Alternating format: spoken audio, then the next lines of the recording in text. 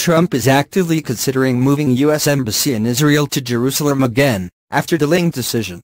U.S. Vice President Mike Pence has said President Donald Trump is actively considering moving the U.S. Embassy in Israel from Tel Aviv to the more controversial location of Jerusalem.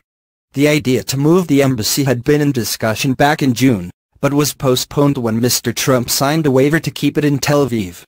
Mr. Pence said the only questions now are when and how to move the embassy despite the ongoing issues of Palestinian and Israeli control of the holy city of Jerusalem. He made the comments in a speech at the Israeli mission to the United Nations in New York to mark the 70th anniversary of the UN vote calling for the establishment of a Jewish state. The likely reason Mr. Pence has commented on the issue now is that the waiver Mr. Trump signed in June is coming up against a deadline next month to either extend the waiver, as predecessors have done in order to avoid adding more fuel to the fiery tensions in the region, or go through with the move.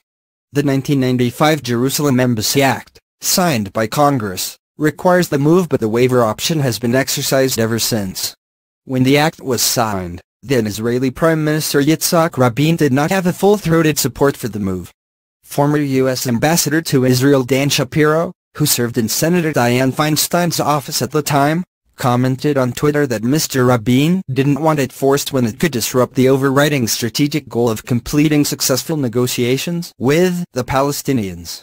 At the time of the waiver signing, the White House had said in a statement that the president made this decision to maximize the chances of successfully negotiating a deal between Israel and the Palestinians, fulfilling his solemn obligation to defend America's national security interests.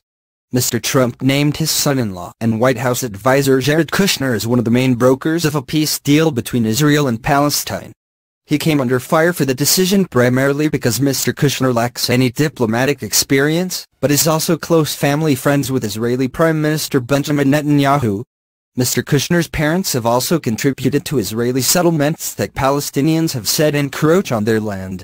Though Mr. Netanyahu was disappointed with Mr. Trump's waiver despite months of rhetoric on the move, the Palestinian Authority's U.S. Ambassador Hussam Zomlot said signing